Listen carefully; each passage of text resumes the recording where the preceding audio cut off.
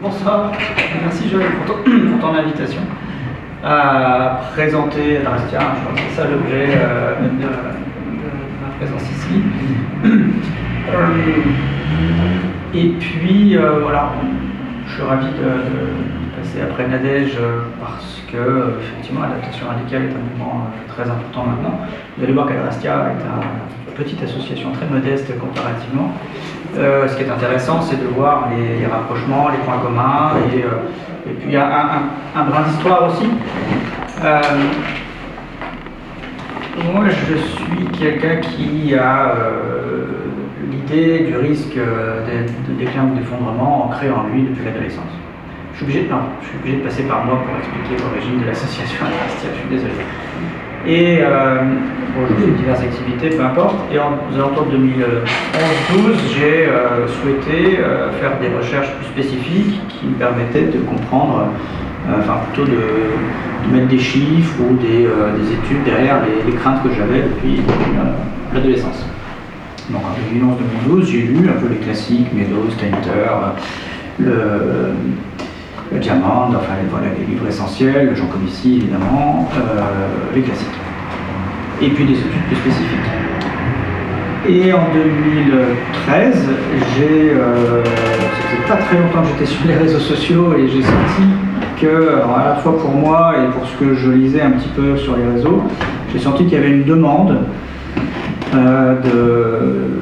pour certains de se sentir moins seul avec des questionnements qui font un peu projet, qui tournent en boucle dans la tête. Et en 2013, donc, j'ai créé un groupe de discussion qui s'appelle Transition 2030 sur Facebook. Ça va? Je crois que tu as résisté à l'opprobre, mais c'est tolérable encore. Donc en 2013, j'ai créé un groupe de discussion qui s'appelle Transition 2030, qui existe encore. Je n'y suis plus, mais c'est anecdotique. Ce groupe de discussion, partant de zéro sur cette discussion-là, sur ce sujet-là, Transition 2030, parce que, ça rejoindra le débat que souhaite ouvrir le monsieur, la transition, c'est le passage d'un état à un autre. Un effondrement, effectivement, c'est extrêmement connoté. Être effondriste, c'est peu connoté, peut être transitionneur, toute une sémantique qu'on peut travailler. Voilà. Donc moi, j'avais choisi d'intituler ce groupe Transition, parce que on ne sait pas vraiment de quoi l'avenir sera fait, personne ne le sait, on ne peut pas définir la trajectoire par anticipation. En revanche, ce qui est sûr, c'est qu'on va passer d'un état à un autre. Voilà.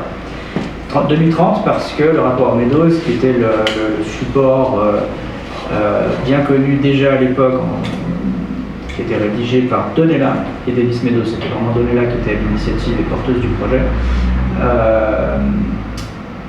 Donc, très bref synthèse, très bref résumé, en 1972 est sorti un rapport au Club de Rome qui a été donc commandé par le Club de Rome au MIT, qui ont travaillé 2 ou 3 années précédemment.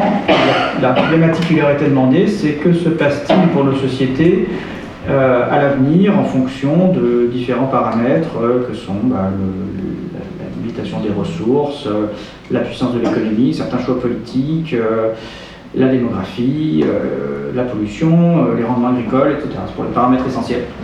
Il y en a beaucoup d'autres, c'était ça les paramètres essentiels. Ces paramètres ont été injectés dans un modèle informatique, ils ont fait tourner ce modèle informatique, ils ont tracé des trajectoires, je fais court, et dans ces trajectoires, il y avait 13 scénarios, il y avait 2 trajectoires qui ressortaient comme étant les plus probables s'il n'y avait pas de changement de modèle de société à l'époque. Et ces 2 scénarios envisagent une transition, c'est-à-dire le passage d'une croissance à un déclin économique aux alentours de la décennie 2030-2040 pour le scénario. 2030, c'est la valeur que j'ai retenue à l'époque. C'est devenu une valeur qui est dans notre imaginaire à tous, pas du tout grâce au groupe et tout, c'est grâce au rapport Meadows plutôt. Et voilà, donc, ce groupe a eu assez rapidement un certain succès. Il faut recontextualiser, 2013, c'est pas du tout 2023. 2013, le mot effondrement n'existe pas dans le débat, du tout. On parle à peine du climat. Il faut bien se rappeler qu'en 2013, on parlait à peine du climat. On était encore, en 2013, sur eh bien, les grandes missions de Greenpeace et de WWF, c'est-à-dire, c'est légitime, sauver les baleines, sauver les animaux, protéger les écosystèmes, etc. C'était des missions légitimes et bien ou pas menées, c'est un autre débat, mais en tout cas, on était encore sur une écologie dite traditionnelle. Le climat et l'effondrement, c'est venu plus tard. Vous connaissez l'histoire en particulier de l'apparition du livre de Pablo Servigne en 2015, qui s'appelle « Comment tout peut s'effondrer », qui a introduit le terme de collapsologie dans le débat.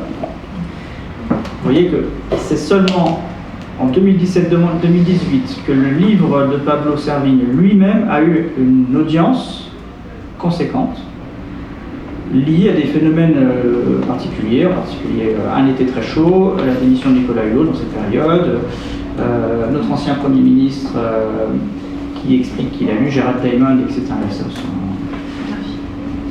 son livre, un de ses livres sur sa table de chevet. Donc, il s'est passé des choses en 2017-2018 qui ont fait que ces notions-là sont arrivées dans le débat. Mais je reviens à 2013, 2014. 2014, je crée l'association Adrastia parce que je vois que quelque chose se passe dans le groupe Transition 2030 et il y a des demandes explicites ou implicites de en quelque sorte faire sortir ces échanges-là de Facebook. Moi, le premier, j'étais assez partant pour ne pas fermer ces discussions à un réseau social. Et Adrastia est née en 2014 donc, et elle s'est définie comme étant une association citoyenne. C'est important, parce qu'elle, bien que j'en sois à l'origine, les personnes avec lesquelles j'ai créé l'association sont des citoyens, comme vous et moi, c'est-à-dire pas des chercheurs, pas des politiques, pas des scientifiques, pas des ingénieurs. Alors, il peut y avoir tout ça, mais c'est au titre de citoyens qu'ils adhèrent à l'association. Et surtout, il y a essentiellement des non-spécialistes, c'est-à-dire des citoyens qui souhaitent s'interroger sur les doutes et les questions qu'ils ont autour de la question. Le fait qu'elle soit citoyenne a interrogé évidemment les personnes qui ont fréquenté ou qui ont critiqué parfois l'association Adrastia, parce qu'elle a une revendication, c'est de s'appuyer sur le matériel scientifique. Alors, ça ouvre plein de questions. Comment font des citoyens pour garantir qu'ils s'appuient sérieusement sur le matériel scientifique? C'est des questions qui sont légitimes, qui n'ont pas posé de problème au fonctionnement de l'association. Et dans sa mission, il y en a d'autres, mais dans sa mission qui est notamment de trouver et partager l'information sur le sujet, elle n'a pas fait d'erreur. Voilà. On a partagé des informations qui étaient sourcées, sensées, et surtout, c'est important, pour ça que je voulais le préciser, pas dramatisante, pas alarmiste au-delà de ce qu'on découvrait dans le matériel scientifique. Toutefois, quand on sortait quelques informations en 2014, 2015, 2016, encore en 2017, alors il y en a une très précise, qui disait par exemple que le réchauffement climatique est une moyenne, et qu'une moyenne ça ne dit pas ce qui se passe sur les terres par exemple, ou ça ne dit pas quels sont les pics annuels autour de cette moyenne. Ce matériel scientifique-là existait à l'époque quand on l'a sorti, personne n'en parlait. C'est-à-dire le GIEC lui-même n'expliquait pas vraiment que la moyenne de réchauffement, ça ne dit pas qu'on peut avoir, par exemple en 2022, des étés à 46 degrés en France. Parce qu'il y a des pics autour de la moyenne, et que ça change, évidemment, ça change beaucoup la perception qu'on a de l'avenir si on pense moyenne ou si on pense écart à la moyenne. Je ferme la parenthèse. Ça veut dire qu'Adrastia a été de ces associations ou de ces mouvements ou de ces acteurs qui ont apporté de la matière scientifique, mais qui a un peu perturbé le débat, parce qu'elle était effectivement plus alarmiste que le GIEC, ou que d'autres institutions, ou que d'autres acteurs. Pour autant, elle était supportée par la science. Et il se trouve avec une dizaine d'années, ou 5 années plus tard, on voit bien, malheureusement, qu'il était important dès cette époque-là de parler des études qui tiraient une sonnette d'alarme un peu plus forte, et sans être alarmiste pour autant. Quand je compare avec plus d'alarmistes, il faut savoir que dans le paysage des acteurs de risque écologique, il y a des personnes qui pensent que les écosystèmes, les sociétés humaines peuvent s'effondrer en quelques années, voire quelques mois. Qu'il peut y avoir des exponentiels de réchauffement climatique. C'était des questions qu'on se posait et qui étaient des débats. Ça, là, on est au-delà de ce qui est suffisamment sérieux sur le plan scientifique. Rien n'est strictement impossible. mais c'est pas suffisamment sérieux, ça n'était pas suffisamment sérieux pour qu'on fasse le relais. Donc on avait quand même des garde-fous à ne pas tirer la sonnette d'alarme trop fort non plus. On va revenir sur les raisons pour lesquelles il ne faut pas tirer la sonnette d'alarme trop fort non plus. Je reviens à la création d'Adrastia. À l'époque, je cherchais un nom à l'association et je suis allé chercher dans du sens qui était porté par des grands récits. Et je suis allé chercher dans les mythologies, et je suis tombé au fil des recherches sur la mythologie grecque, en particulier Adrastée, qui est une déesse, dont la mission, en fait, c'est une déesse, c'est une nymphe protectrice. C'est on va dire, un nounou, qui avait pour mission de protéger Zeus contre son père en particulier, Cronos, voilà. Et c'était quelqu'un qui prenait soin. C'était une entité, on va dire, surnaturelle, qui prenait soin, symbolique. Et elle a un autre intérêt, cette déesse, c'est que l'étymologie d'Adrastée signifie « auquel on ne peut échapper ». Et cette double terminologie, à la fois la protection et une forme de déterminisme, ou en tout cas d'implacabilité, ça nous intéressait beaucoup, et au-delà du fait que je trouve que le terme Adrastia, c'est très difficile à dire, et peu de gens y arrivent du premier coup, mais je trouve ce nom assez joli. Donc Adrastia s'appelle ainsi pour ce que son nom veut dire, c'est-à-dire qu'il y a des choses implacables, des choses contre lesquelles on ne peut rien, sur lesquelles on n'a pas la main, et il va falloir faire quelque chose avec. Les trois missions principales de l'association, c'était trouver, produire éventuellement du contenu autour des risques d'effondrement et le partager. C'était permettre aux gens de discuter, d'échanger, de se rencontrer autour de leurs émotions en particulier. Et c'était éventuellement, dans un cadre assez précis que je vais rappeler, c'est de donner accès à l'action, mais pas donner à l'action au sens il faut agir, donner accès à l'action en tant qu'elle existe. Il y a plein de choses qui se font, et il y a des choses qui se font qui sont dans des domaines totalement différents pour la même raison. Je prends un grand écart volontaire. Il y a de la permaculture et de la recherche en transhumanisme qui se font au titre de la lutte ou de la résistance ou de l'adaptation au réchauffement climatique ou au risque d'effondrement. D'accord ? Ça, c'était une part de naïveté dont Adrastia voulait se défendre. L'avenir, pour les mêmes raisons, sur les mêmes sujets et avec les mêmes inquiétudes, est investi autant par le citoyen qui a un bout de terrain et qui va planter ses carottes, que par un leader d'une grande entreprise de la tech qui motivera son développement technologique par un service rendu au titre du risque d'effondrement ou de réchauffement climatique. Et donc, Adrastia ne filtrait pas au préalable ça, tout en y donnant accès avec un regard critique, c'est-à-dire qu'il faut pouvoir avoir accès à tout ça, pouvoir dire oui ou non, c'est pertinent et qu'est-ce qu'on en fait. Parce que c'était, en fait, cet esprit-là était tiré du groupe Transition 2030 qui avait pour objet de donner accès à tout ce qui existe autour des risques, parce qu'il faut être naïf de rien. Voilà. Une autre chose que l'association a défendue et que tu as répété régulièrement et que je défends encore aujourd'hui, c'est une déontologie précise de laquelle on souhaite vraiment, moi je souhaite encore à titre personnel ne pas sortir, ne pas m'extraire, c'est ne pas prescrire d'une part, parce qu'on ne sait pas vraiment ce qu'il faut faire, personne ne sait vraiment ce qu'il faut faire, et ne pas faire de prosélytisme.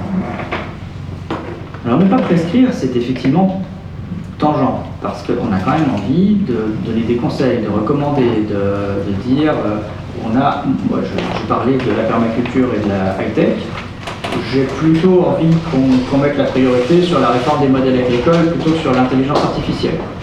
Donc moi j'ai des préférences, d'accord ? Évidemment que ça va se sentir dans mon discours.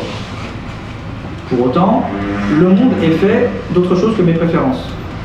Donc, Adrastia, en tant qu'affichant une neutralité et et ouvrant le débat avec le monde tel qu'il est, doit aussi permettre de réfléchir à des choses dont on n'a pas envie d'entendre parler.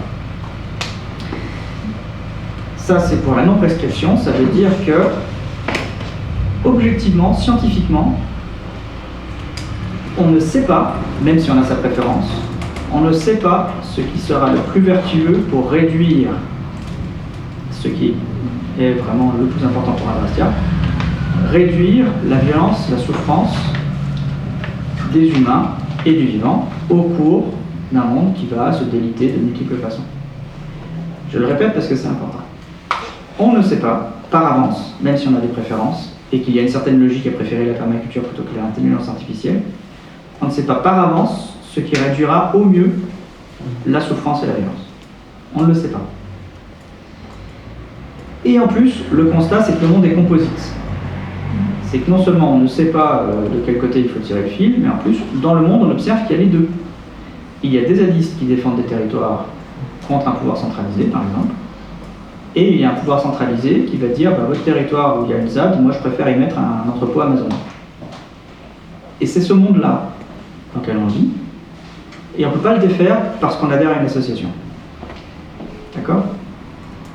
Donc, Adrastia ne peut pas dire vous adhérez à mon association, Amazon ne viendra pas chez nous. Pas possible. Voilà.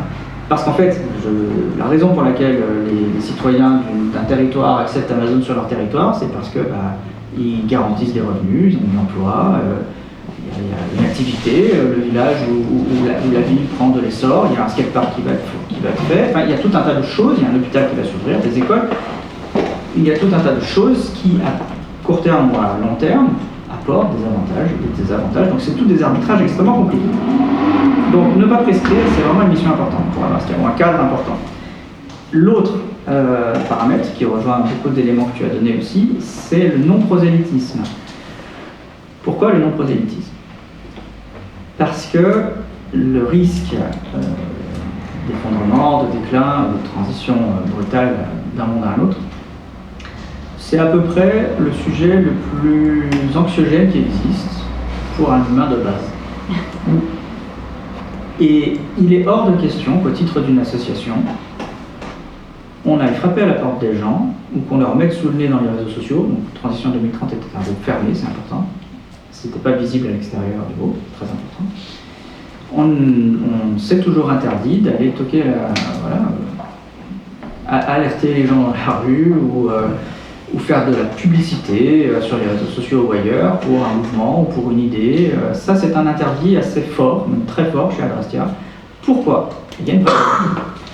C'est que même si on ne sait pas ce qu'il faut faire, on devine assez bien ce qu'il ne faut pas faire. Et ce qu'il ne faut pas faire, c'est créer de la réactance chez les gens.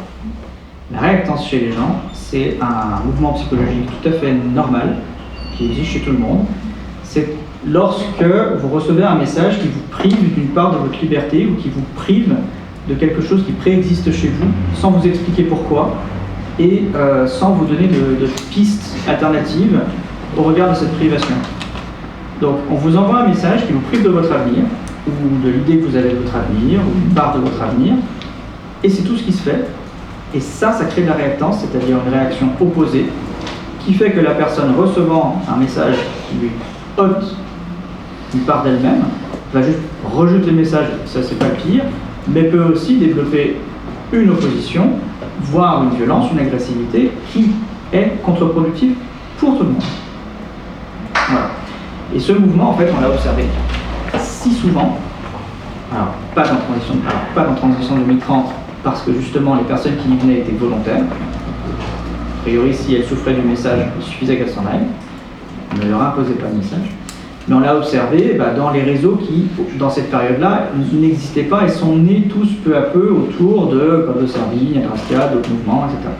Et on voyait beaucoup d'endroits où il y avait beaucoup de prosélytisme, beaucoup d'alarmisme, de « écoutez-moi, c'est la fin du monde », enfin voilà, le prophète de mauvaise augure typique.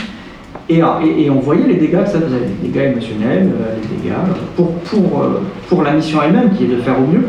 C'est-à-dire ça abîme les gens, ça leur fait du mal, ils se sentent mal, et en plus on ne peut pas trouver ensemble de meilleures trajectoires puisque tout le monde se tape dessus. Tout le monde est agressif et défiant. Voilà, donc ça, je vous ai dressé un petit peu le cadre l'histoire, le paradigme, les valeurs, la déontologie. Et pour être tout à fait honnête, Adrastia aujourd'hui, c'est pas beaucoup plus que ça. On ne prescrit toujours pas, parce qu'on ne sait pas ce qu'il faut faire. On ne fait toujours pas de prosélytisme, donc on est assez discret. En revanche, effectivement, cette posture et ces règles de communication qu'on s'est données, de travail, elles ont fait que, je ne sais pas si vous l'avez vu, mais Clémence Marc, l'actuelle présidente d'Adrastia, est passée sur Thinkerview il y a 2 jours, 3 jours. Oui. Vous l'avez vu. Et ça, c'est quelque chose qui nous rassure dans le sens où le cadre de réflexion et d'échange autour du sujet paraît suffisamment safe et crédible pour que, bien qu'on soit des citoyens lambda, on puisse avoir un peu de tribune de temps en temps et qu'on nous demande de dire ce qu'on pense du sujet ou ce qu'on connaît du sujet. Et là, du coup, c'est très important parce que quand on nous demande de parler du sujet, on est en sécurité par rapport au risque de réactance. Ça veut dire que la personne est prête, ou le média, le réseau, l'audience, puisqu'on fait déjà des interventions ensemble, l'audience est prête à discuter d'un point de fragilité en chacun et de éventuellement rentrer dans un moment de fragilité en se sentant suffisamment en sécurité pour le faire. Voilà. Et ça, c'est pour nous extrêmement important. Et si moi, je suis un tout petit peu visible aujourd'hui, si Clémence Marc est passée sur une chaîne YouTube importante, etc., si d'autres, Alexandre Bonin était président de l'association Adrastia pendant un temps, voilà, si ces acteurs-là ont une audience autour d'une mission qui paraît correctement construite, c'est sécurisant pour la mission elle-même, pour le projet qu'on se donne, pour le projet collectif qu'on se donne. Voilà. Donc Adrastia, ça reste une association relativement confidentielle, mais qui tient depuis 10 ans, peut-être pour ses valeurs et le cadre qu'elle propose. Je vais essayer de voir si j'ai oublié des éléments importants. Pour l'instant, je ne crois pas. Est-ce que vous avez peut-être, est-ce que tu penses que j'ai oublié un point important? D'ailleurs, je ne vois pas l'heure passer, je ne sais pas. Non, ça va, il y a besoin de temps, mais on peut peut-être passer la parole. Moi, je veux bien parce que